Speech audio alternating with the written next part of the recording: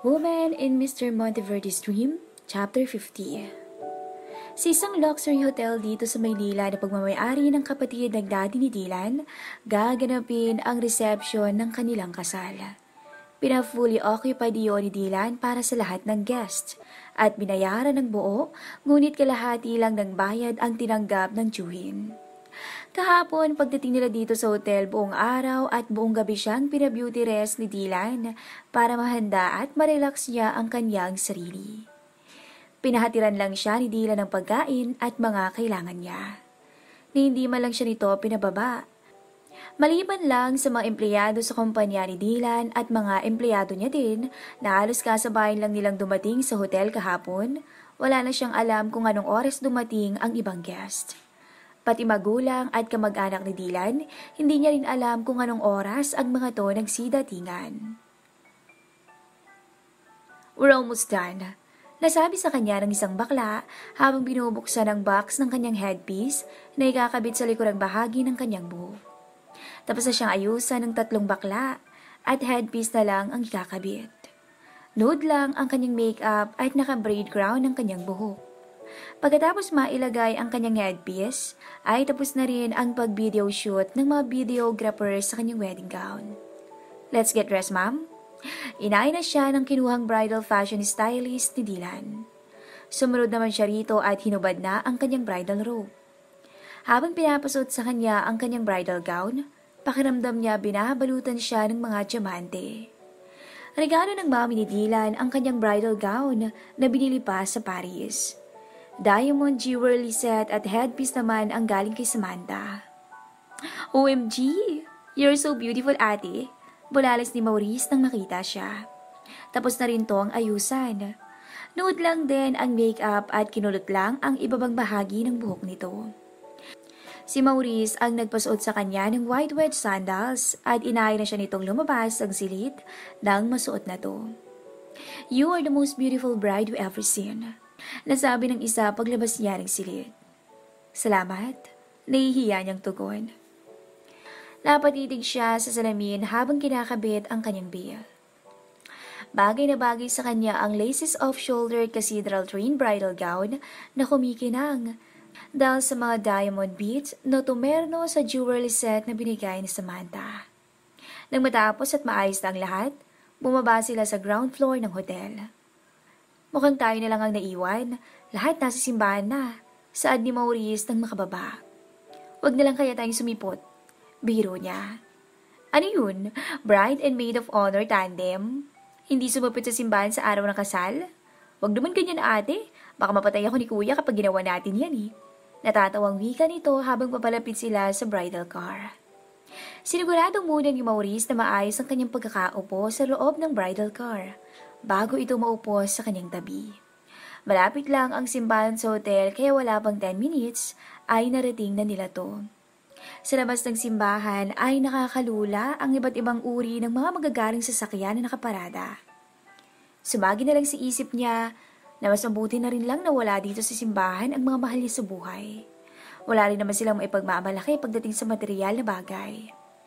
"Ate, maiwan na kita," paalam ni Maurice at humalik sa kanyang pisngi.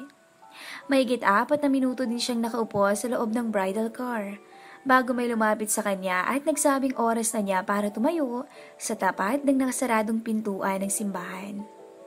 Dahan-dahan siyang bumaba ng sasakyan. Kailangan niyang maging maingat sa pagkilos at paglakad dahil 5 inches ang heel height ng sandals sa suot niya. Kailangan niyang mag-heels para lumiit ang agwat ng height nila ni Dylan. Mabuti na lang at wedge type ang binili nito na sandals. Kahit papaano, hindi nakakapagod at hindi masakit sa paa. 5 baitang ng hagdan ang nilakaran niya bago makalapit sa nakasarang pinto. This is it. Tanging nasambit niya habang nilalabanan ng kaba. Buhat sa labas, rinig na rinig niya ang "A Moment Like This" na kanta ni Kelly Clarkson. Tumayo siya ng tuwid habang nag-aabang sa pagbukas ng pinto anumang oras. Napaigpit din ang paghawak ng 2 kamay niya sa white bouquet na hawak-hawak niya. Unti-unting bumukas ang pinto.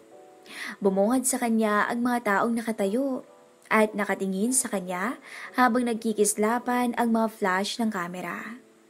Halos mapuno ang loob ng simbahan sa dami ng tao. Black and bronze ang motifs ng kanilang kasal, na expected niya babagay sa kanilang mga wedding entourage na halos mapuputi ang skin complexion. Nagsimula siyang mag-isang humakbag ng mabagal.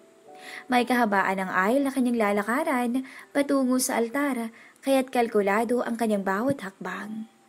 Nakatingin at nakafocus lang siya sa photographer na nasa kanyang harapan. Malapit na siya sa altar nang mapansin ang batang tumakbo at hinabol ng isang dalagita sa kanyang unahan na nakasuot din ng bridesmaid gown. Namalikmata lang kaya ako? Tanong niya sa kanyang sarili. Hindi niya napigilan ang sarili. Kaliwat kanan niyang nilingon ang mga taong nakatayo sa loob ng simbahan. Ganoon na lang ang kanyang pagkagulat nang mapagtanto na hindi siya namamalikmata. Pinsan niya ang nakita niya. At hindi lang pinsan niya ang naroon, kundi halos lahat ng kamag-anak niya. Nakatingin ang mga to sa kanya at baka sa mga muka ang saya. Napatingin siya sa direksyon kung saan nakatayo si Dylan, kasama ni Blake na kanilang best man. Nakapamulo sa to at matamis ang mga ngiti nito habang nakatingin sa kanya. Mga ngiti na nagpawala sa kanyang nagbabadyang mga luha. Surprise! Anito sa mahinag boses nang makalapit siya. Thank you! Nakangiting tugon niya habang inaalalayan siya ni Dylan para maupo sa harap ng altar.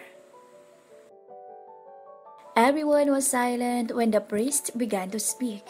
They both listened carefully to the message of the priest for them, until it led to the declaration of intent and the exchange of wedding vows followed. I, Dylan Alexander Monteverde, take you, Katrina Angela Villarubis, to be my wife. I promise to be true to you in good times and in bad, in sickness and in health. I will love you and honor you all the days of my life. I, Katrina Angela Villarubis, take you, Dylan Alexander Monteverde, to be my husband. I promise to be true to you in good times and in bad, in sickness and in health. I will love you and honor you all the days of my life. Followed by their exchange of rings. Nagbunyi ang lahat ng marinig ang opisyal na pag-aanunsyo sa kanila ng pari bilang mag-asawa. You may now seal your marriage with a kiss. Tinanggal ni Dylan ang veil na nakatabing sa kanyang muka.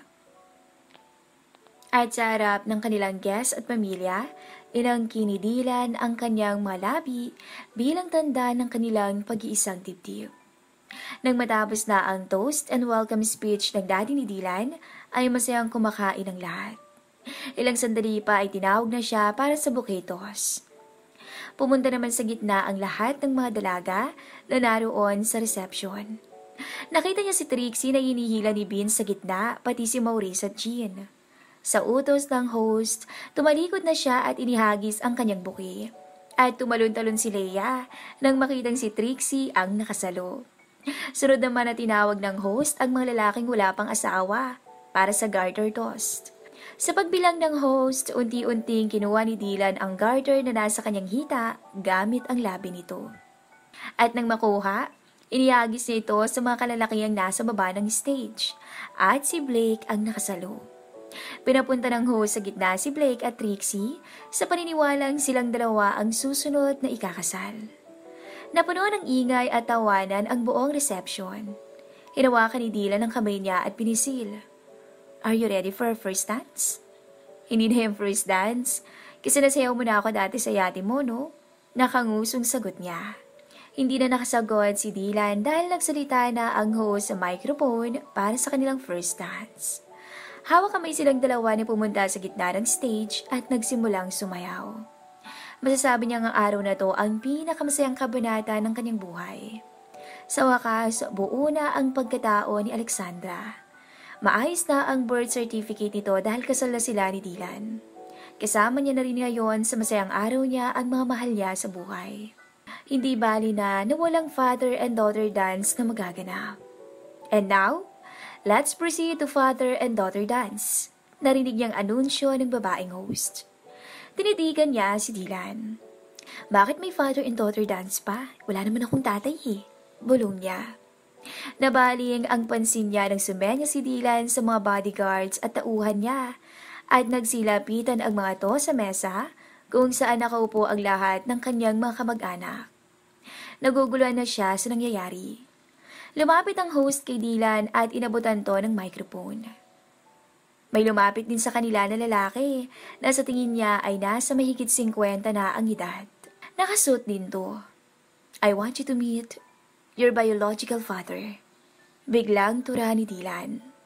Natameme siya. Nagpapahit-palit ang kanyang tingin kay Dylan at sa lalaking kaharap. Anak? Mainang sampit ng lalaki. Niyakap siya ng mahigpit nang nagpapakilalang tatay niya. Sa unang pagkakataon, naramdaman niya ang sarap ng yakap ng isang ama. Narinig niya ang pagtugtog ng live band at nagsimulang kumanta si Dylan. Sinayaw siya ng kanyang ama. Natapos ang pagkanta ni Dylan, ngunit nanatili siyang nakayakap sa ama sa gitna ng stage. Malalakas ang agos ng luha mula sa kanyang mga mata. Wala na siyang pakialam kung masira ang makeup niya. Hindi na siya papayag na maghiwalay pa sila ng ama pagkatapos nito. Nilapitan sila ni Dylan at inayang muna sila sa likod ng stage. Napansin niyang hindi makatingin ang ama niya ng derechahan sa mga tao dahil sinasalubong ito ng mga matatalim na titig ng kanyang mga tiyuhin. Lumabas sila ng hotel at laking gulat niya nang salubungin sila ng 3 pulis. What is the meaning of this? Garalgal na tanong niya. Kailangan na nilang dalhin ang ama mo. Sagot sa kanya ni Dylan. Nakita niyang pinoposasan na ang kanyang ama. No, please. Let me talk to him, please. Anak, dati akong tauhan ng Lola Eva mo. At nagbahalan kami ng nanay mo. Pero isang gabi, naabutan kong ginahasa ng kapatid ng Lola Eva mo ang nanay mo at napatay ko. Pinakulong ako at nalaman ko na lang na namatay na yung nanay mo. Nang ibigay sa akin to ng katiwala ng lola mo. Diary yan ng nanay mo at nakasulat yan lahat na nagbunga ang ginawa sa kanya. Kaya hindi na ako naghangad pa na mapawalang sala. Dahil wala naman akong pamilya paglabas ko ng kulungan. Nitong nagdaang araw ko lang nalaman na ang pagmamahalan namin ng nanay mo ang nagbunga at hindi ang panggagahasa sa kanya. Tulungan niyo ako na mabuksan muli ang kaso. Kahit mapawalang sala ko. Bigyan mo ako ng pagkakataon na magpakaama sa'yo. Pagkapaliwanag ay siyang pag-akbay ng mga pulis sa kanyang ama para dalihin sa sasakyan. Please, huwag niyo munang dalhin yung tatay ko. Nahawakan niya to sa braso. Parang awa niyo na. Patapusin niyo lang yung reception ng kasal ko. Bumabaon na ang kuko niya sa higpit ng pagkakahawak. Baby, please, let him go. Aayusin ng abogado ko to. Mahinang boss si Dylan habang pilit na tinatanggal ang kanyang kamay. Wala siyang nagawa kundi ang umiyak sa balikat ni Dylan at tingnan ang sinasakyan ng ama habang papalayo ng tuluyang makabitaw. Dylan, please. Pabalikin mo yung tatay ko. Just leave it to me. Within this week, makakalayang ama mo. Binuhat na lang siya ni Dylan pabalik ng hotel. Inakyat niya muna to sa kwarto at tinawag ang stylist para makapagbihis to at makabalik sila sa resepsyon ng kanilang kasal. Chapter 51. Lampas 30 minuto na sila sa loob ng silidang hotel. Nakapagpalit na siya ng damit at maayos na rin ang kanyang makeup ngunit nananatili siyang nakaupo sa malambot na kama. Hawak-hawak ang lumang diary ng kanyang ina. Hindi mawala sa isip niya ang sinabi ng ama. Wala siyang muwang sa pinagdaanan ng ina. Ang tanging alam niya lang ay namatay ito sa malubhang sakit noong 4 na taon pa lamang siya. Para sa kanya, kahit namatay ang gumahasa sa kanyang ina, hindi pa rin iyon ang tamang hustisya. At ang ama niya na nagsilbing tagapagtanggol ng ina ay ilang taon nang nagbabayad sa hindi sinasadyang kasalanan. Napailing siya. Ngayon na may babaeng anak siya, hindi siya papayag na may mangingialam sa pagkababae ng anak niya. Maliban lang sa mapapangasawa nito. Pati na rin kay Jean na nasa poder niya. Stop thinking for what happened a while ago, baby. I said ako nang bahala. Narinig niyang sabi ni Dylan na nagpapahupa ng kanyang nararamdaman. Salamat sa lahat. Pilit mong inaayos at binubuo ang pagkatao ko. Madamdaming saad niya. Alam mo namang lahat ay gagawin ko mapasaya ka lang. Lahat ng kulang sa'yo pupunan ko. Pinisil nito ng mahina ang ilong niya. Let's go back to our wedding reception. Kanina pa tumatawag si Mommy. Hinahanap na tayong mga guests sa baba. Nagpapanik na rin daw si Daddy dahil nawawala ang groom and bride. Itinago niya ang diary na hawak at inayos niya ang kanyang sarili. Bumaba silang dalawa ni Dylan upang bumalik sa reception ng kanilang kasal. Bakit nasa entourage natin ang mga pinsan at pamangkin ko sa pinsan? Wala naman ako nakitang pangalan nila sa invitation natin. Natanong niya kay Dylan habang nasa loob sila ng elevator. Tinawagan ko yung gumawa ng invitation natin. Kaya nga ayokong pag-usapan ang tungkol sa kasal natin para hindi ako mabuko sa pasabog ko. Natatawang sagot ni Dylan. Lagi ka nalang may pa-surprise sa akin. Sige ka, sasali ako niyan. Kinurot niya to sa tagiliran. It's okay, hindi naman ako magsasawa eh. Hinalikan siya nito sa noo at napakagatlabi siya. Stop biting your lower lip. Nanggigigil ako sa'yo eh. Natahimik siya at napayoko nang marinig ang sinabi nito. Pagkalabas nila sa elevator, sinalubong sila ng tauhan ni Dylan. Wala namang pumalag, sir. Wika ng isang tauhan ni Dylan. Good. Tipid nitong sagot at nagpatuloy sa paglakad. Alam niya nang ibig sabihin ng tauhan ni Dylan. Patungkol yun sa kanyang mga kamag-anak. Para pigilan ng mga to na hindi magkagulo kung sakaling may hindi makapagtimpi sa galit kapag nakita ang kanyang ama. Oh, there they are. Narinig niyang boses ng mami ni Dylan habang papalapit sila. Hi, Mommy. I'm sorry na wala po kami saglit. Nagbihis lang po kami. Magalang na wika niya. It's okay, Cathy. Sa wakas, from now on, daladala mo na ang apelyidong Monteverde. You are now legally part of the family. Masaya ako kasi ikaw ang piniling pakasalan ng anak ko. Mangyak-ngyak na saad ng mami ni Dylan na si Doña Elizabeth, hawak ang mamahaling pamaypay nito. Thanks for everything, Mommy. Nakakalungkot nga lang. Dahil isang apo lang ang naibigay ko sa inyo ni Daddy. Inakbayan siya ni Dylan nang marinig ang sinabi niya. Don't be sad, Cathy. Sapat na para sa amin si Alexandra. At hanga ako sa iyo kung paano mo siya pinalaki. Niyakap siya ng mami ni Dylan at tumugon din siya sa higpit ng yakap nito. Nagpaalam silang dalawa ni Dylan at sunod na tinungo ang sulok ng reception area kung saan nakaupo ang mga kamag-anak niya. Ate! Patakbo siyang nilapitan at iyakap ng pinsan. Sa tagal ng panahon na hindi niya to nakita, malaki na ang pinagbago nito lalo na kung katawan ng pag-uusapan. Ganap na tong dalaga, samantalang 13 anyos lang to noong umalis siya. Hindi niya makakalimutan na ang mga maliliit nitong balikat ang naging sandalan niya noong mga panahong hindi niya matanggap ang pagpanaw ng kanyang lola. Kumusta ka na? Tanong niya rito. Maayos ang buhay namin ngayon, ate. Halos karamihan sa amin ng mga pinsan mo nag-aaral ngayon sa tulong niya. Itinuro nito ng nguso si Dylan na nasa kanyang likuran. Napalingon siya kay Dylan. Totoo ba? Tumangulang to ng marahan. Nagpaalam sa kanya si Dylan at lumapit sa kanyang tiyuhin na nasa katabing mesa kung saan sila nakaupo ng kanyang pinsan kaya naririnig niya ang mga usapan. Iinom pa tayo ulit ng tuba? Narinig niya ang tanong ng kanyang tiyuhin. Hindi naman niya na umiinom ng tuba dito eh. Singit niya sa usapan. Anong hindi ate? Sarap na sarap nga sa tuba si Kuya Dylan eh. Sabad ang pinsan niya. Teka, nakapunta na ba siya sa atin?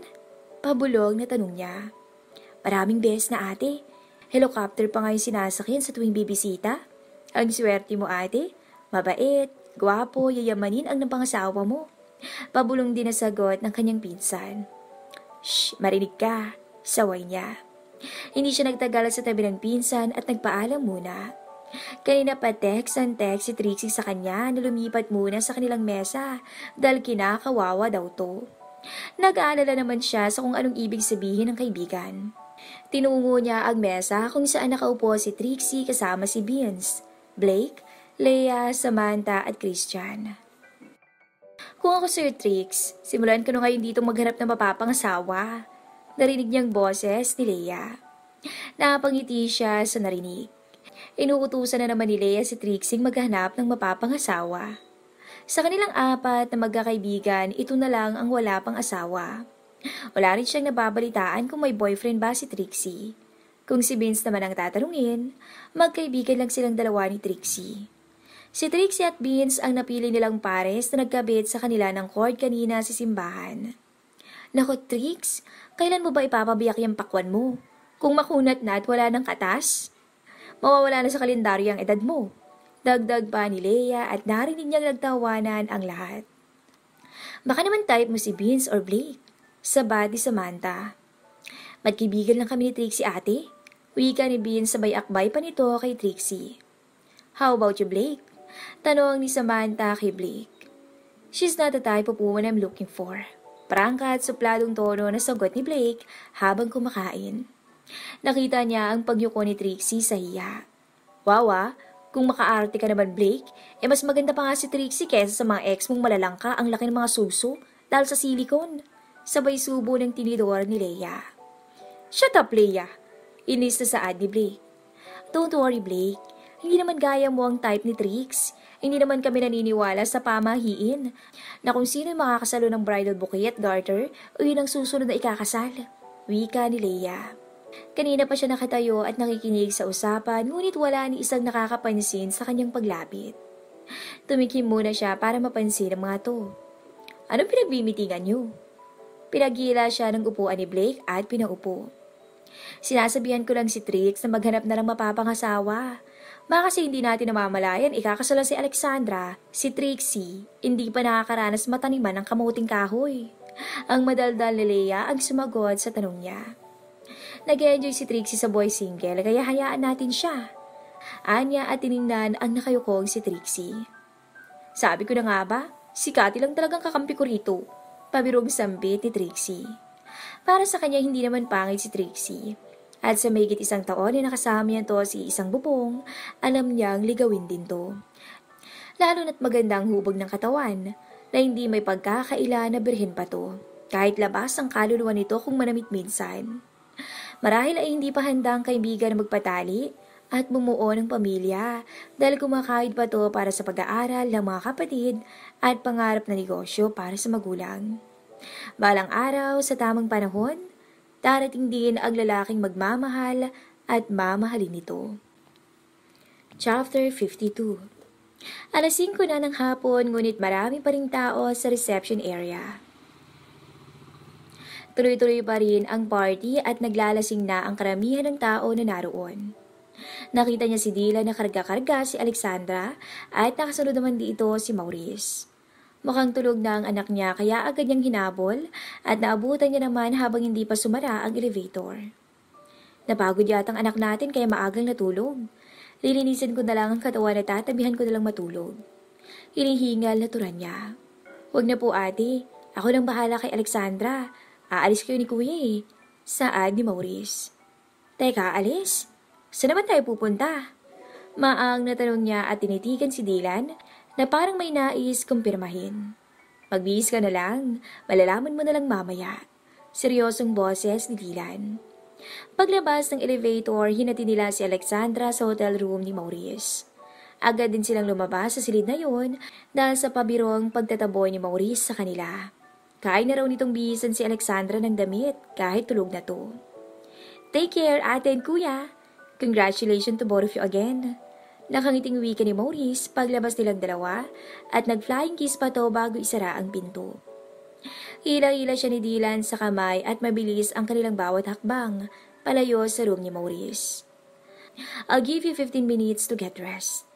Ngising wika ni Dylan.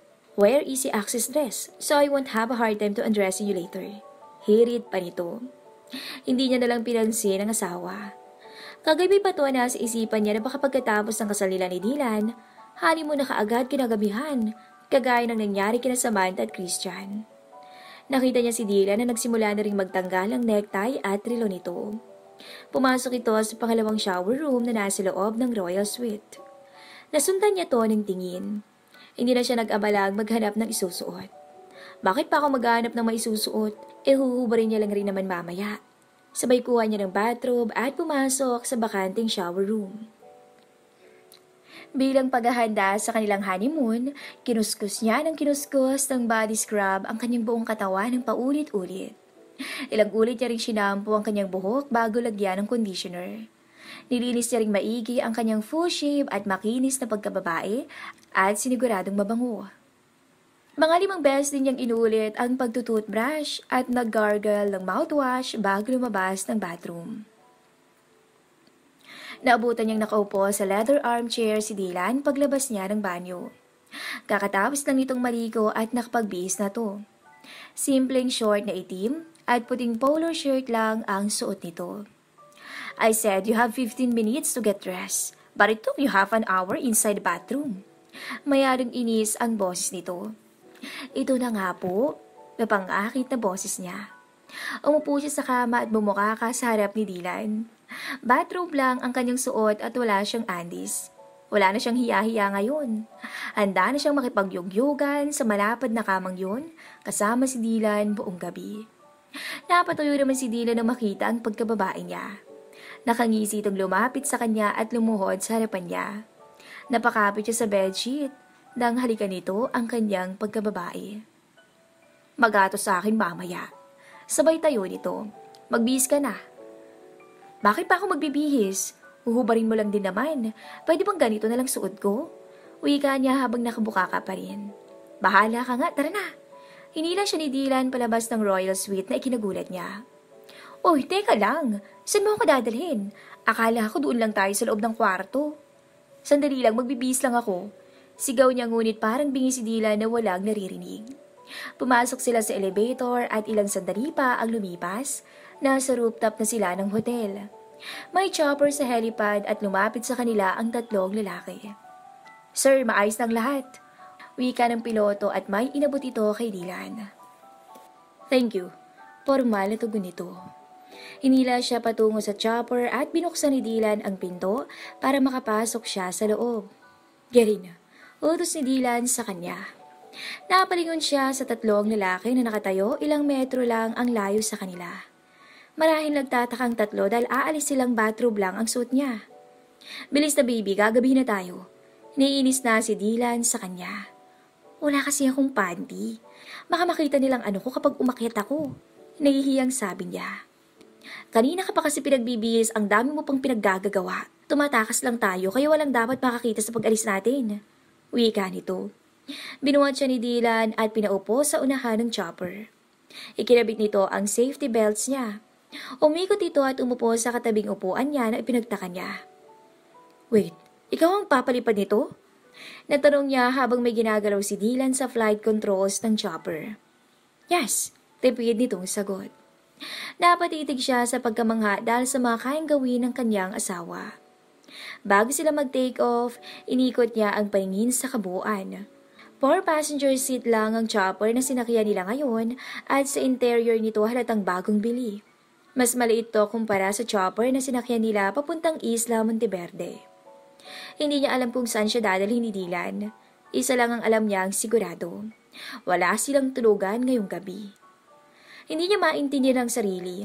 Ang sabi ng doktor niya, magle-lessen ng sexual desire niya after niyang maoperahan. Bakit iba ngayon ang nararamdaman niya kay Dylan?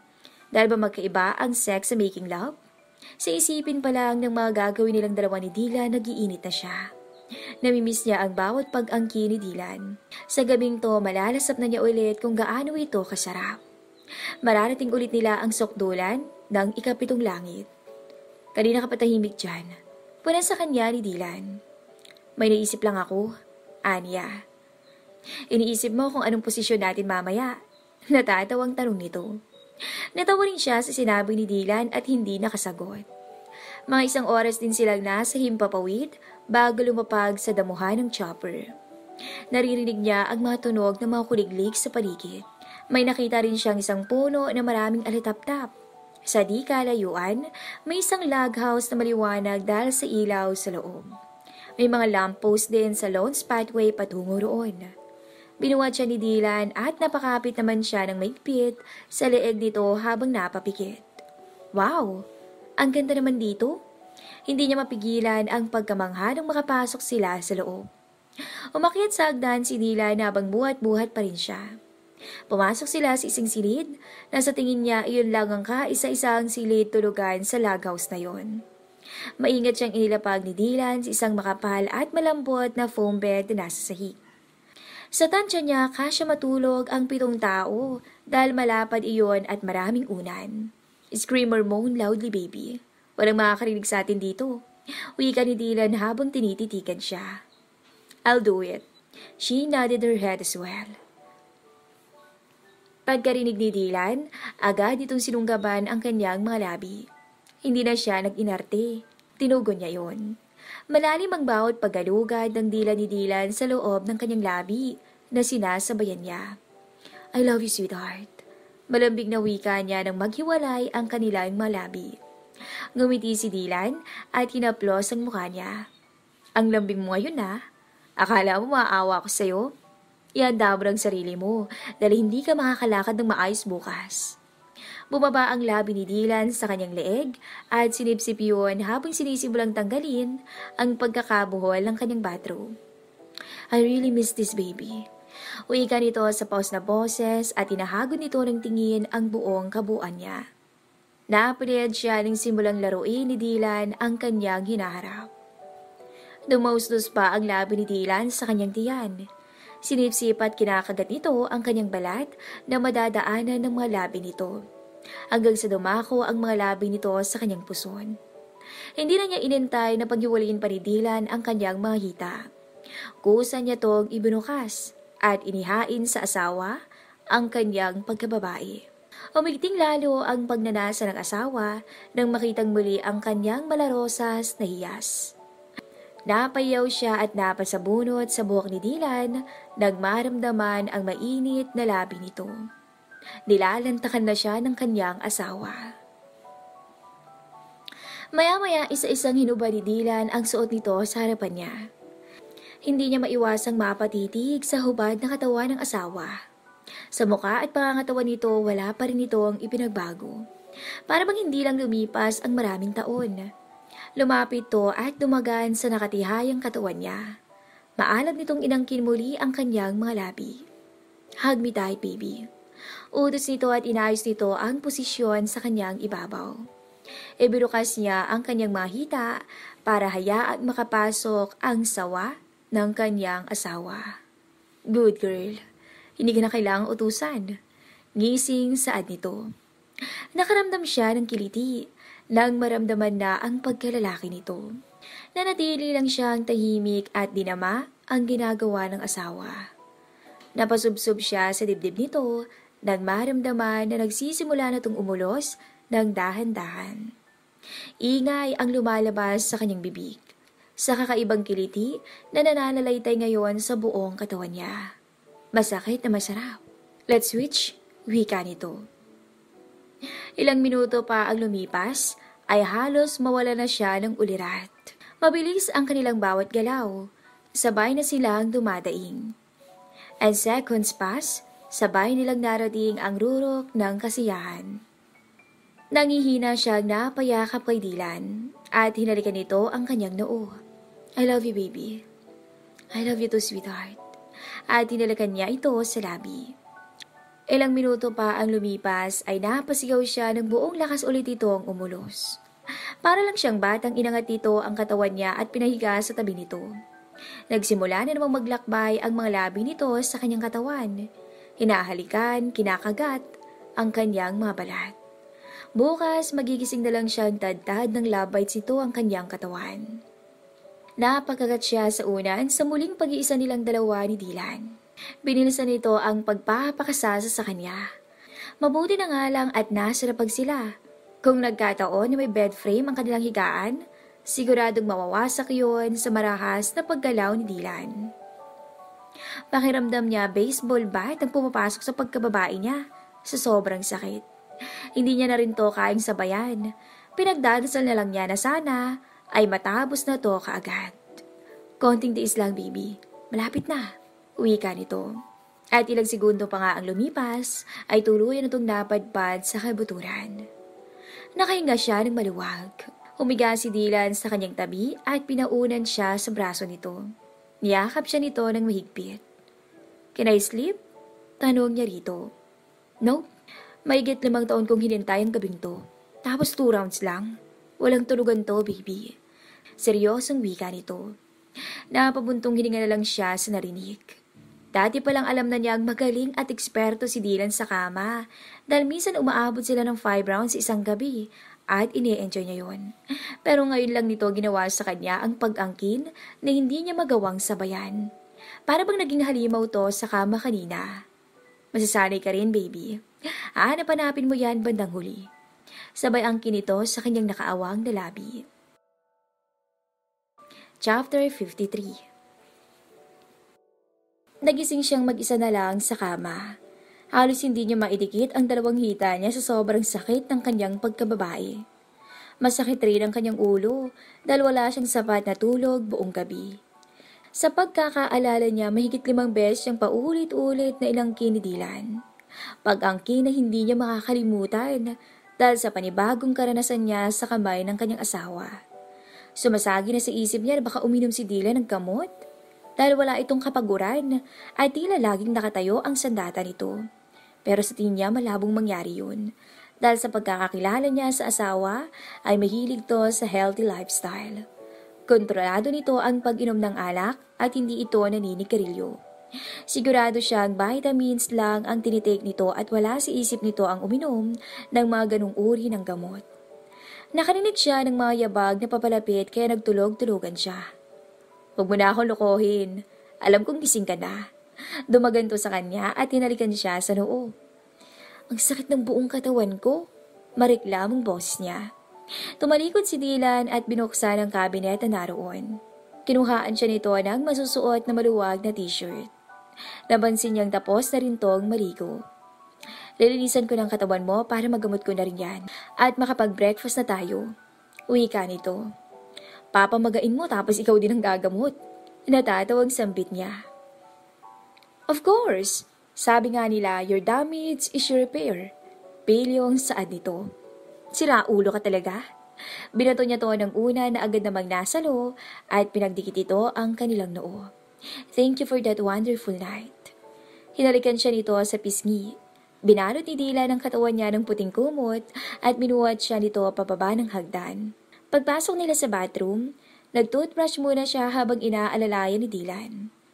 Nang matapat sila sa bathtub, tinanggal nito ang kumot at inilubog nito ang katawan niya sa maligamgam na tubig. "Nagmukha akong Dalmatian na aso sa ginawa mo.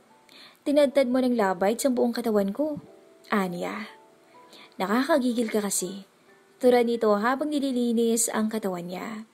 Nang malinis na ang kanyang katawan, binalot ni Dylan ng tuwalya at binuhat muli siya pabalik sa kwarto. Ginamot naman siya nito at nilagyan ng cream. "Mag-breakfast na tayo?"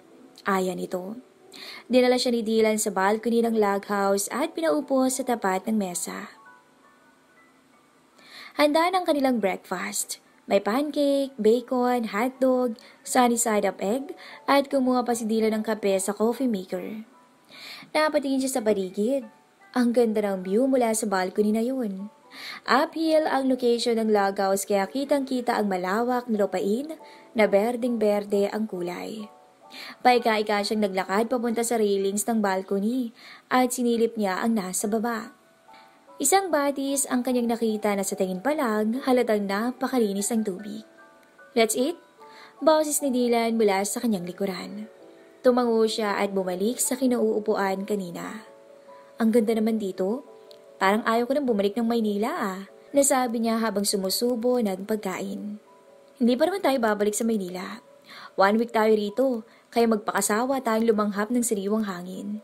Maliligo tayo din sa batis at maglilibot tayo para mamitas ng prutas. Marami tayong pwedeng gawin rito." Wika nito. "Sino bang may-ari nito? Okay lang ba sa kanya?" Tanong niya rito. Napatigil ito sa pag-inom ng kape. "I bought this property for Alexandra. This is 500 hectares at itong log house pa lang ang ipapatayo ko dito. Wala pa ritong kuryente, kaya solar power at generator pansamantala ang electricity supply natin dito para magamit ang mga appliances." "Oh, so malaki-laki magagastos mo para dito. May ginagastosan ka pang lupain ng lola ko na binili mo." Nag-aalilang saad niya. "Hindi ko pa naman ito minamadali dahil balak kong ibigay ito kay Alexandra kapag tapos na siya ng college. Sa lupain naman ng lola mo, wala namang problema ron. Natutustusan lahat ng pangangailangan ng lupain na yun gamit ang kita mula sa mga inaaning gulay at prutas. Kaya hindi na ako naglalaan ng funds para ron. Dapat naman ang mga kapag-anak mo, kaya hindi nagkakaroon ng shortage o problema sa funds. Sunod-sunod na paliwanag nito. Natigilan siya sa narinig. Gusto na niyang umuwi sa lugar na kanyang kinagisnan.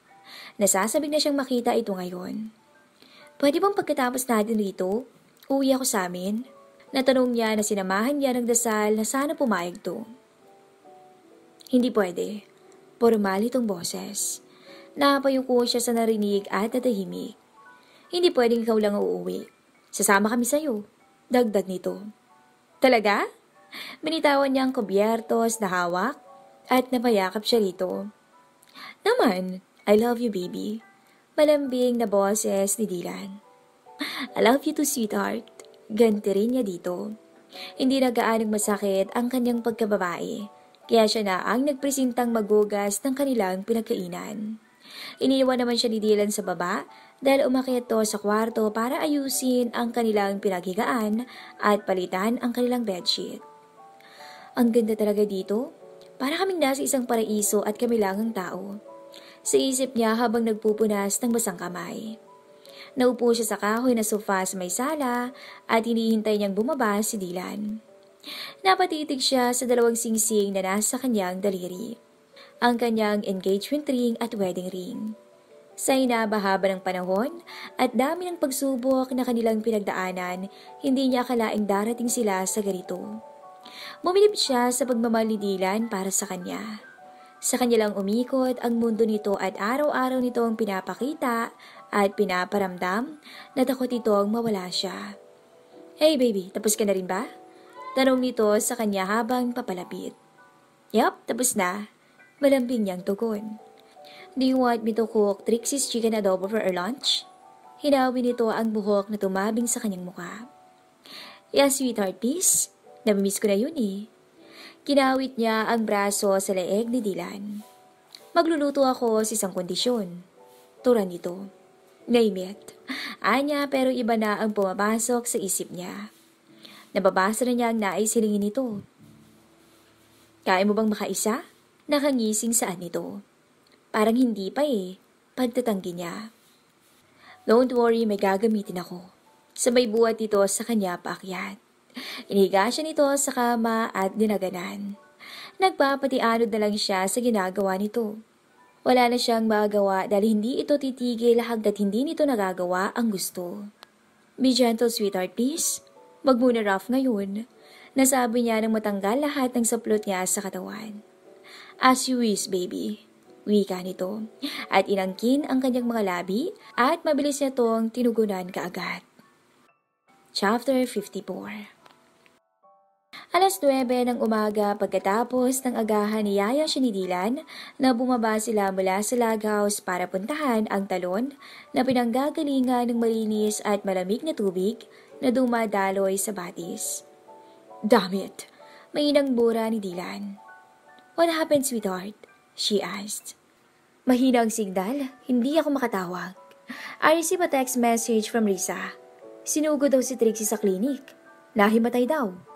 Sagot nito na ikinabahala niya dahil unang beses itong nangyari sa kaibigan. Bakit daw? Ano nangyari? Nagsimula na siyang magpanik. Hey, calm down baby. I'm trying to contact anyone there so I can get updates about what happened to Miss Antibanias. Baka ni sobrang lang kaibigan mo sa alak nung nakaraang gabi sa reception natin. Pampakalima nito. She deeply sighed. Sana okay lang ang kaibigan ko. She will be okay. Kaya bumaba na tayo, baka malakas ang signal doon banda sa may falls para matawagan ko na rin si Beans at mapuntahan nito si Trixie. Wika nito. Sleeveless at cotton shirt lang ang kanyang suot para komportable siyang maglakad. Iniwan niya rin ang kanyang cellphone. Ayaw niyang magdala ng kahit na ano dahil mahigit 8 minuto ang kanilang lalakarin. Gusto mong magdala ako ng damit mo? Tanong nito sa kanya. Huwag na. Katatapos lang nating maligo ah. Basa pa ang buko eh. Tugon niya. Bago sila umalis, nilagyan pa ni Dylan ng towel ang kanyang likod. Kumuha rin ito ng cotton scarf para may pampuna sa pawis. Kinuha nito ang digital camera at isinabit sa leeg habang nilalagay nito sa bulsa ang cellphone. Nagsimula silang maglakad at masayang nagkukwentuhan habang nakahawak siya sa braso nito. I miss our daughter, nasabi niya. I miss her too. Gusto ko naman sana siyang isama pero paano naman ako makakascore? Tsaka na lang natin siya dito dadalhin kapag naipatoy na natin ang mansyon niya. Masayang tura ni Dylan. Napatigil siya sa paglalakad. Mahal na mahal mo talaga ang anak natin. Umakbay ito sa balikat niya para magpatuloy sila sa paglalakad. Alexandra is my blood and flesh. A fruit of our love, baby. And I love her as much as I love her mom. Salitang lumabas sa bibig ni Dylan na tumagos sa kanyang puso. Napakaswerte ng anak ko dahil ikaw ang naging ama niya. Anya. Malapit na sila sa talon nang marinig nila ang sunod-sunod na pagtunog ng cellphone ni Dylan, kaya napatigil sila sa paglalakad. Wait baby, check ko lang ang phone ko baka pwede nang matawagan si Vince. Saan nito habang hinahanap ang phone number ni Vince? Maya-maya narinig na nito na may kausap. Niloudspeaker pa nito para marinig niya ang kanilang pinag-uusapan. I'm on my way dude, just enjoy your honeymoon there. I'll take good care of your secretary. Narinig niyang wika ni Vince sa kabilang linya. Thank you, dude. Ingatan mo si Trixie. Sabay baba at balik nito ng cellphone sa bulsa. Nagpatuloy pa sila sa paglalakad kahit tagaktak na ang kanilang pawis. Malayo pa ba? Hinihingal niyang tanong. We're almost there. Tugon nito.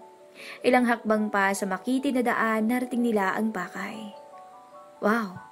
A hidden paradise. Nausal niya. Hindi niya napigilan ang mabighani nang marating nila ang talon. 4 na talampakan ang taas ng talon at hindi ganoong malakas ang pressure ng tubig na bumabagsak sa mistulang pabilog na swimming pool na perpektong inulma ng kalikasan. Napakalinaw ng nag-aagaw kulay berde at asul na tubig, kaya't kitang-kita ang mga pebbles na nasa ilalim. Gusto kong lumangoy dyan, sweetheart? Sure, just take off your short and tops. Wika nito na agad niya namang sinunod. Hinubad niya ang suot niyang sleeveless tops and short at inihagis sa may tuyong bahagi ng batuhan. Pinulot naman yun ni Dylan at inilagay sa batuhan kung saan nakalagay ang cellphone at scarf nitong daladala. Hindi na niya tinanggal ang kwintas niya dahil sa linaw ng tubig. Madali lang tumahanap sakaling matanggal sa leeg niya. Maingat siyang naglakad sa batuhan hanggang sa marating ang bahagi may tubig. Para siyang batang nagtampisaw sa tubig bago lumangoy papunta sa gitna kung saan ang parteng malalim. Ang lamig, tamang-tama sa mainit na sikat ng araw, pasigaw niyang sambit. Hanggang dibdib niya ang tubig sa kalagitnaan.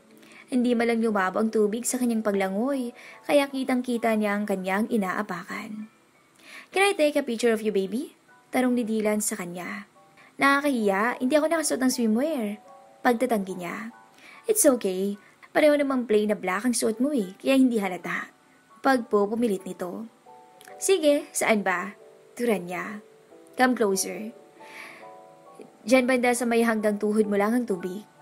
Lumangoy naman siya papunta sa mababaw. Don't be shy in front of your photographer. As I count to 3, give me your sweetest smile. Wika nito. Sinunod niya ang bawat post na sinasabi ni Dylan, hanggang sa tinawag siya nito para ipakita sa kanya ang mga pictures niya. Wow! Ang galing mo naman ng photographer. Perfect shots lahat. Nakangiting wika niya habang nakaupo sa tabi nito. May bayad yan. Sisingilin ko mamayang gabi. Gumanti din ito ng matamis na ngiti sa kanya dahilan kaya siya napatitig sa mukha nito. Your smile drives me crazy. And these lips take me to heaven every time I tasted it. She touched Dylan's lip with her tongue. Tinitikan ni Dylan ang kanyang mukha at buong pagmamahal itong inangkin ang kanyang malabi. I crave every inch of you, Angela. Bulong nito habang maingat siya nitong inihiga sa may malapad na batuhan at pinaunan sa kanya ang kaliwang braso nito. Nagsimula na naman itong sambahin ang katawan niya. Pumikit siya nang maramdaman ang pagkagat nito sa kanyang balat sa leeg. Mga kagat na nagdudulot ng kakaibang sensasyon sa kanyang katawan.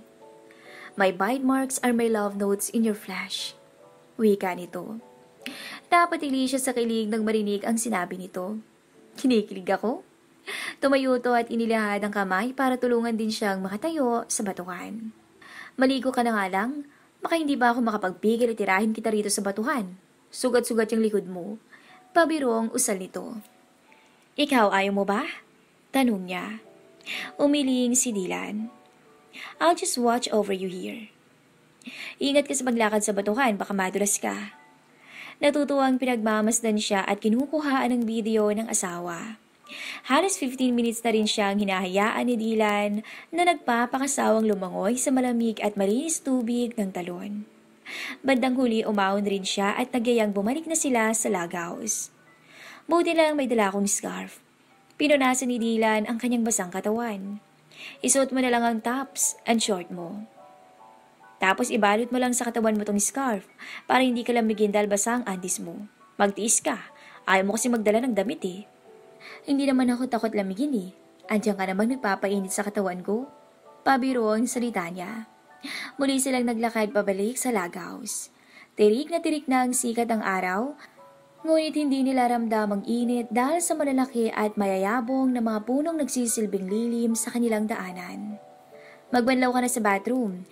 Magbibihis din ako ng damit para makaluto na ako ng lunch natin. Tura nito nang ganap silang makapasok sa log house. Patak mo siyang pumasok sa banyo habang si Dylan naman ay umakyat sa hagdan at pumanhik sa kanilang silid para magbihis. Woman in Mr. Monteverde's Dream, Chapter 55. Papasok pa lang sila sa gate ng kanilang bahay.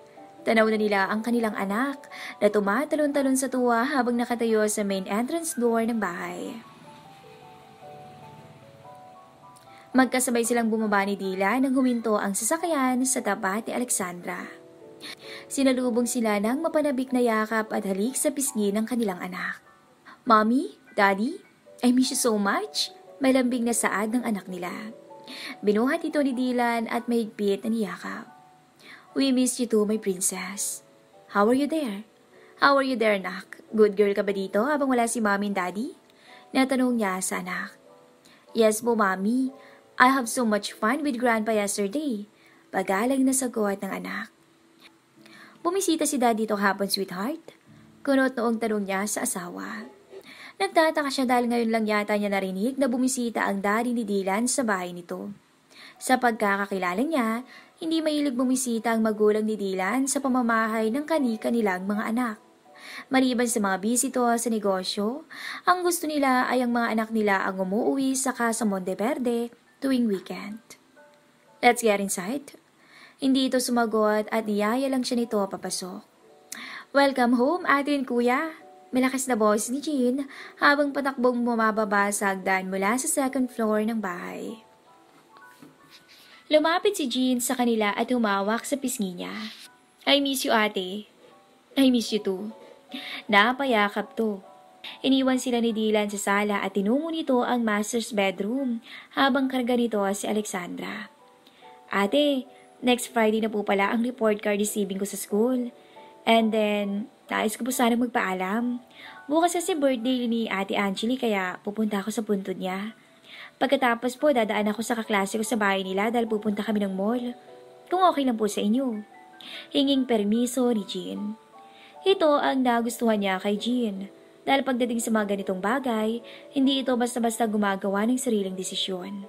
Magalang itong humihingi ng pahintulot, lalo na kapag usapang aalis ng bahay para hindi siya mag-alala. Buo ang tiwala niya rito. Dahil simula nang tumira to kasama nila, hindi pa niya ito nahuling nagsisinungaling. Sige, pumapayag ako pero kailangan. Huwag magpagabi at mag-text kung sakaling walang masakyan para masundo. Hindi ko yan nakakalimutan, ate. Putol ni Jean sa kanyang sasabihin. Good. Magte-transfer ako mamaya sa account mo para may panggalak at mabili mo yung gusto mong bilhin. Huwag na po, ate. May natira pa po sa allowance ko eh. Salamat, ate. Kinakabahan pa nga ako magpaalam. Nakangiting wika nito. Pumasok si Jean sa kwarto para tawagan ang kaklase at masabing pinayagan siya. Nilisan niya ang sala at umakyat sa hagdan para puntahan sa master's bedroom ang kanyang mag-ama. Nadatnan niya ang nakahiga sa kama si Dylan katabi si Alexandra na nakaunan sa braso nito at nanunood ng TV. Hindi pa ito nakakabihis ng damit pambahay. Ang sweet naman ng baby love ko sa daddy niya. Humiga siya sa tabi ni Alexandra. Hinalik-halikan niya ang anak sa pisngi. Ginantihan naman siya ni Alexandra ng halik sa labi niya. Baby, pwede mo bang makuha ang laptop ko sa office ko? Nakaunan kasi si Alexandra sa braso ko kaya hindi ako makitayo. Please, nakiusap ni Dylan. Sure, mabilis siyang tumalima. Nakailang hakbang pa lang siya mula sa master's bedroom nang maalala na nakalimutan niyang dalhin ang keycard. Maliban lang sa fingerprint ni Dylan, card kilang ang makakabukas sa opisina nito dahil automatic yun na naglalak kapag wala ng tao sa loob. Bakit bukas to? Napangamot siya sa ulo habang nakatayo sa pintuan ng opisina ni Dylan. Malakas niyang itinulak ang pinto at pumasok sa loob. Napasandal siya sa pinto sa sobrang gulat nang makitang may tao sa loob. Subalit patakbo din siyang lumapit nang makilala kung sino ang nasa loob. Tay? Napayakap siya ng migpit sa ama. Nakalaya na ako, nak. Sa tulong ng asawa mo. Narinig niyang sabi ng ama. Ikaw po bang sinasabi ni Alexandra na lolo niya raw na nakalaro kahapon? Natanong niya. Nakita niyang tumango ang ama. Kukunin ko lang ang laptop ng asawa ko. Tapos labas na tayo, tay. Anya. Magkasunod silang lumabas sa opisina ni Dylan. Tay, hintayin mo po ako sa sala sa baba. Ibibigay ko lang to sa asawa ko. Wika niya habang nakatayo sa tapat ng pintuan ng master's bedroom. Sinundan niya muna ng tingin ng ama habang bumababa ng hagdan bago pumasok sa kanilang silid. Magkakasakit na ako sa puso sa mapasurprise mo. Lagi na lang. Inabot niya rito ang hawak na laptop. Halika nga rito. Hinawakan siya nito sa braso. Pero yung totoo, masaya ako ngayon. Salamat. Hindi ko na alam kung paano kita masusuklian. Seryosong sabi niya. Ngumisi ito at inilapit ito ang bibig sa kanyang tenga. Pagmamahal mo lang, and then crazy sex position, bayad na bayad ka na. Bulong nito. Pervert? Pabulong niyang singhal rito. Natawa ng malakas si Dylan sa sinabi niya. Lumalabas na naman ang tinatago mong pagkasuplada. By the way, makakasama na natin dito si tatay at kakausapin ko siya baka may gusto siyang pagkaabalahan. Pag-iba rito ng usapan. Niyaya niya ang kanyang mag-ama na bumaba ng first floor dahil naghihintay sa sala ang kanyang ama para makapag-usap pa sila ng masinsinan. Abala siya sa paghihiwa ng saging para sa oatmeal ni Alexandra. Handa ng kanilang agahan at pinaunan niya ng kumain si Jean dahil sa nakatakdang lakad nito. Hindi pa bumababa si Dylan. Marahil hindi pa tapos magbihis sa Alexandra sa kwarto nito. Ate, alis na po ako. Pakisabi na lang po kay Kuya Dylan. Paalam ni Jean. Nakabihis na to at aalis na. Napatitig siya sa ganda ni Jean. Mistula itong model dahil sa 5'5" na height nito kahit pa 16 years old pa lamang. Maraming nagkakagusto rito at campus crush ang bansag sa eskwelahan nito. Habang dumadagdag ang edad nito, hindi niya maiwasan ang mangamba sa tuwing wala ito sa paningin niya. May tiwala siya kay Jean, ngunit wala siyang tiwala sa mga taong maaaring makasalamuhan nito. Ihatid na lang kaya kita, Anya. Huwag na po ate, dalhin ko na lang po yung bulaklak mo para kay Ate Angelique. Tanggi nito. Napabuntong hininga na lang siya dahil wala na siyang magagawa. Pag-ingat ka ha? Always po ate. Humalik to sa pisngi niya. Palabas na si Jean ng kusina nang makasalubong nito si Dylan at Alexandra. Magalang tong nagpaalam at hinalikan si Alexandra sa pisngi. Sa huli, hindi na nakatanggi si Jean nang igiit ni Dylan na iyahatid siya nito. Woman in Mr. Monteverde's Dream, Final Episode. Nakahilera na sa sala ang 4 na suitcase ni Jean at ni Alexandra. Hindi na siya nag-empake ng para sa kanya dahil sabi ni Dylan may mga damit at gamit na siya dun. Uuwi na siya ngayong araw sa lugar na kanyang kinalakihan. 1 linggo silang magbabakasyon doon at isasama nila si Jean dahil nataon naman na 1 linggo din itong walang pasok. Ang tagal-tagal naman ni Daddy at ni Ate. Nakabusangot sa sambit ni Alexandra. Naiinip na to sa kakahintay. Uuwi rin sila anak. Kinausap pa kasi ni Daddy si Ninang Trix at may school car receiving din si Ate Jean sa school, kaya natagalan sila. Wika niya habang inaayos ang buhok ni Alexandra. Mahigit kalahating oras din silang naghintay ng anak niya bago dumating ang dalawa. Masayang ibinalita ni Dila na matataas ang mga grades ni Jean at nasa list of highest honor to. Congratulations, Jean. Hindi ako nagsisisi na pinaaral kita. Keep it up. Niyakap niya to. Thank you so much, ate. Don't worry, sisipagan ko pang lalo. Malambing na wika ni Jean. Isa-isa nang dinala sa sasakyan ng 4 na maleta habang nagpapalit ng damit si Jean at kanyang asawa. Tay, ayaw mo ba talagang sumama? Nandiyan naman po kami, hindi ka naman nila sasaktan doon. Pagpupumilit niya sa ama. Hindi naman yon ang dahilan, anak. Kapag sumama ako, manunumbalik lang sa isip ko ang mga alaala namin ng nanay mo sa lugar na yon. Kaya yun ang iniiwasan ko. Sagot sa kanya ng ama. Huminga siya ng malalim. Hindi na niya talaga to mapipilit dahil takot na ang kanyang ama na balikan pa ang nakaraan. Pagbaba ni Jean at Dylan, magalang silang nagpaalam sa kanyang ama at kay Manang Rosa. Tawag lang po kayo sa akin sakaling may problema dito sa bahay. Bilin ng kanyang asawa. Mag-ingat kayo ron, sabay sambit ng dalawa. Kumaway pa ang mga to habang papalabas ang sasakyan sa gate ng kanilang bahay. Pa-take off pa lang ang private chopper ni Dylan. Nakaupo silang 3 sa likod at nasa pilot seat naman si Dylan, katabi ng piloto. Nakita niya may kinuwang libro si Jean sa loob ng backpack nito. Napansin niyang nakaraang araw, sunod-sunod ang dating ng parcel nito galing sa isang bookstore dito sa Maynila. Hindi rin biro ang nakikita niyang amount na naka-indicate sa parcel noong siya ang naka-receive at alam niyang galing sa allowance ito ang pinambayad. Sigurado siyang nagdipid na naman to ng 1 linggo sa school. Ano bang binabasa mo, Jean? Itanong niya rito. Book of lawyer po to, ate. Nagbabalak po kasi ako mag-take ng law course sa college. Sana po tuloy-tuloy pa rin po ang tulong niya sa akin. Dahil hindi po biro yung tuition fee kong sakali eh. Pangarap ko po talaga maging abogada ng mga rape victims. Pahayag ni Jean na ikinagulat niya, ngunit bandang huli ay kanyang ikinatuwa. Ni minsan hindi sumagi sa isip niya na ang pangarap ng batang to ay maging isang abogada. At hangad nitong maging kakampi ng mga biktimang napagsamantalahan. Ang inaasahan niya ay maging isang modelo o di kaya susunod ito sa yapak ng ate Angelique niya na isang fashion designer. Hindi ba't sabi ko sa'yo, tutulungan kita hanggang sa makatapos ka. Kaya handa akong ibigay sa'yo ang lahat matupad mo lang ang pangarap mo. Magiging abogada ka balang araw. Hindi imposible yan, dahil matalino ka. Nakangiting saad niya sa itinuturing niyang nakababatang kapatid. Rancho Villaruiz. Nakita niyang nakasulat sa malapad at malaking bakal na billboard buhat sa bintana ng chopper.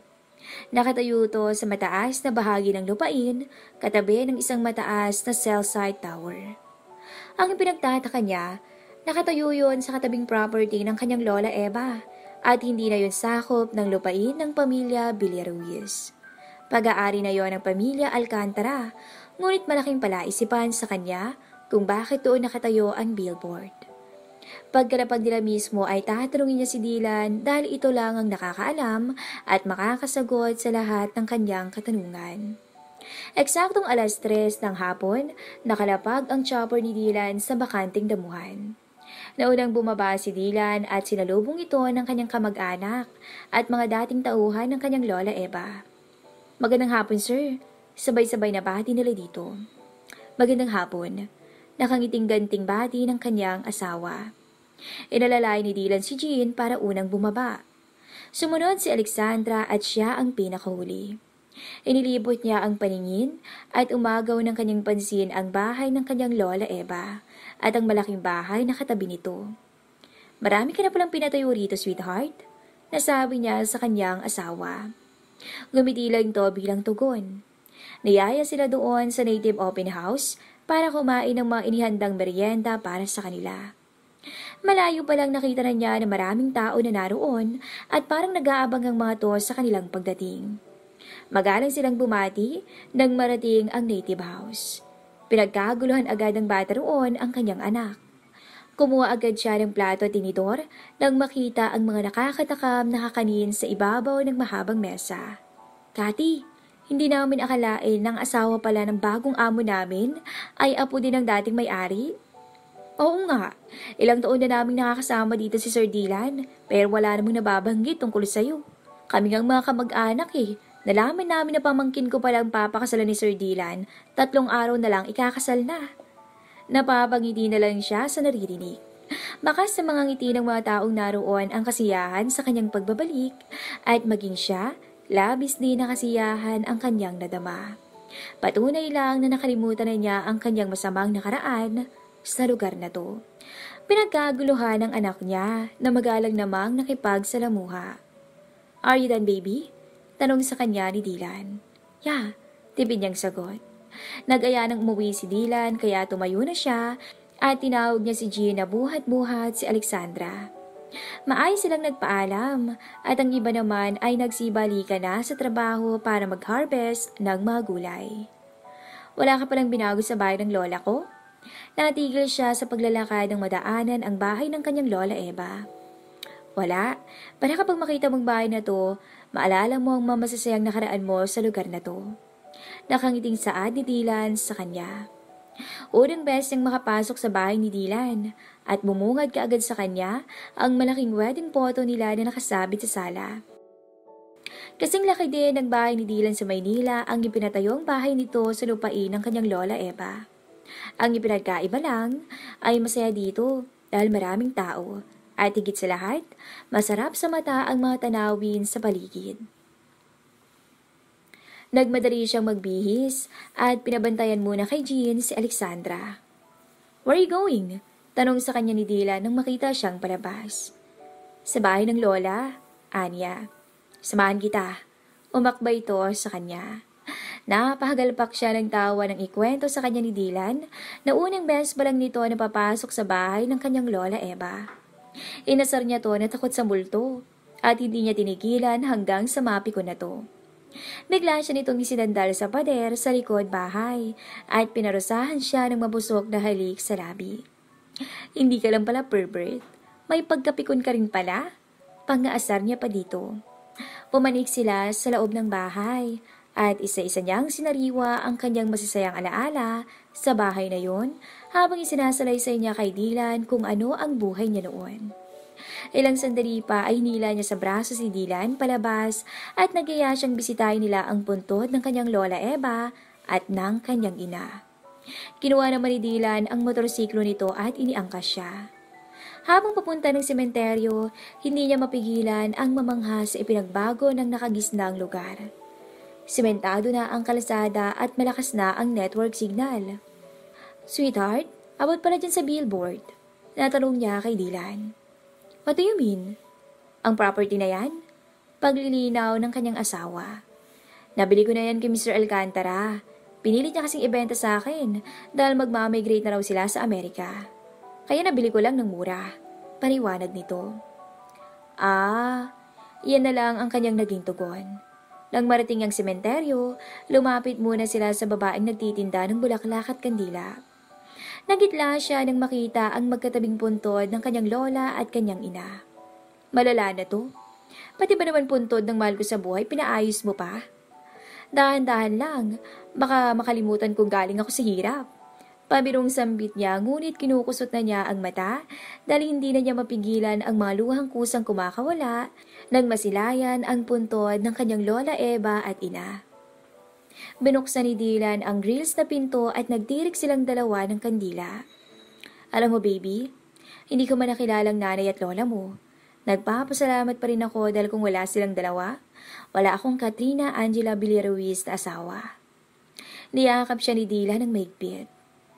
Nag-aagahan sila nang pumasok sa dining room ang tauhan ni Dylan at nagsabing may grupo ng kabataan sa labas na may mahalagang sadya kay Dylan. Let them in. Utos ni Dylan. Maingay habang papalapit ang grupo ng kabataan sa kanila. Ma'am Cathy? Ikaw ba yan? Napangat siya ng muka. Mga estudyante niya dati ang bumisita sa bahay ni Dylan. Mga miyembro na to ngayon ng kanilang barangay youth. at napag-utusan na maghatid kay Dylan ng event list para sa fiesta ng kanilang barangay sa Makalawa. Inalok ni Dylan na kumain ng agahan ang mga ito at pabirong tinakot na hindi palalabasin ng bahay kapag hindi kumain. Natatawa namang nagsihila ang mga to ng upuan at sumabay sa kanilang agahan. Napag-alaman niyang 3 taon ng main sponsor ng kanilang barangay fiesta si Dylan. Namiss ko kayong lahat. Dati mga batang paslit pa lang kayo. Ngayon mga binata at dalaga na. Nakangiting wika niya. Mas namiss ka namin, ma'am. Ilang taon ka rin namin hindi nakita. Nag-asawa ka na po pala. Uwi ka ng pinakamatalinong estudyante niya dati sa grade 6. Ngumiti lang siya sa tinuran nito. Patapos sa silang dalawa ni Dylan kumain nang pumasok si Jean sa dining room. Nalate ito ng gising dahil siguro sa pagod sa biyahe. Lumapit ito sa kanya at humalik sa pisngi niya. Mag-breakfast ka na, Jean. Uwi ka niya rito. Nilisan nilang dalawa ni Dylan ang dining room para puntahan si Alexandra. Naiwan si Jean kasama ng mga kabataang bisita nila na hindi pa tapos kumain. Nagwawali siya sa sala nang lumapit si Jean para magpaalam na sasama sa mga grupo ng kabataan para gumala. Hindi pa man siya nakakasagot, narinig na niya ang boss ni Dylan na pinapayagan si Jean na sumama. Tiningnan niya ng masama si Dylan at labag sa kalooban siyang pumayag. Bakit mo pinayagan na sumama si Jean? Galit niyang tanong kay Dylan pagkaalis ng kanyang dating estudyante kasama si Jean. Hayaan mo na, safe naman dito eh, sagot nito. Dalaga na yun, at kung saan man yun mapunta, paniguradong hindi alam ni Jean kung saan ang daan pa uwi. Kapag may mangyari kay Jean, ikaw ang sisisihin ko. Umuusok na sabi niya sa galit. Don't worry, bago ko binigay kay Jean ang cellphone na regalo ko sa birthday niya, may location tracker na yun. Isa pa, mga mababait naman ang mga kabataang sinamahan ni Jean. At wala kang dapat ipag-alala dahil gumagala naman ang mga tanod at papasundan ko pa sila sa mga tauhan ko. Pilit siya nitong pinapakalma. Sinusundan siya nito kung saan siya pumunta at inaayang pumunta sa burol. Pumunta tayo dun sa burol, baby. Isama natin si Alexandra. Maganda ba dun, daddy? Tanong naman ni Alexandra nang marinig ang sinabi ni Dylan. Kinuha ni Dylan ang kamera nito at ipinakita sa anak ang mga pictures na sabi nito ay kuha ng kanyang pinsan. Let's go there, mommy. Napilitan siyang bumayag nang si Alexandra na ang nangulit. Nakabusangot siya habang naglalakad papunta sa burol dahil tiyak na pagod lang ang mapapala niya. May mga kabayo na pwedeng masakyan ngunit natakot si Alexandra kaya napilitan silang maglakad. Okay ka lang ba, baby? Tanong ni Dylan. Malamang hindi. Galit niyang tugon. Huwag ka nang magalit. Please. Sige ka, ika-cancel ko ang trip to Iceland natin. Hindi mo na makikita ang Northern Lights. Malambing na boses ni Dylan. Pagkarinig, para siyang nakainom ng 1 litro ng energy drink sa bilis ng takbo niya paakyat sa burol. Welcome to Rancho Villaruiz. Sigaw ni Dylan kaya kinurot niya ito sa tagiliran. Naupo silang tatlo sa taas ng burol at nakatingin sa malayo. Totoo pa lang sinasabi nila? Nasambit niya. Ano baby? Tanong sa kanya ni Dylan. Na kahit napaghiwalin man tayo ng kapalaran, kung tayo ang nakatadhana para sa isa't isa, tayo pa rin ang magkakatuluyan sa huli. Puno ng pagmamahal niyang sabi. Niyakap silang mag-ina ni Dylan. May dahilan kasi ang lahat, baby. At ngayong solid na buo na tayong pamilya, I can say this is the most happiest chapter of my life. When my dreams turns to reality. And I will spend the rest of my life loving you, Mrs. Monteverde, and of course you, my sole heiress, Caterina Alexandra Villaruiz Monteverde. At dito na po nagtatapos ang ating kwento.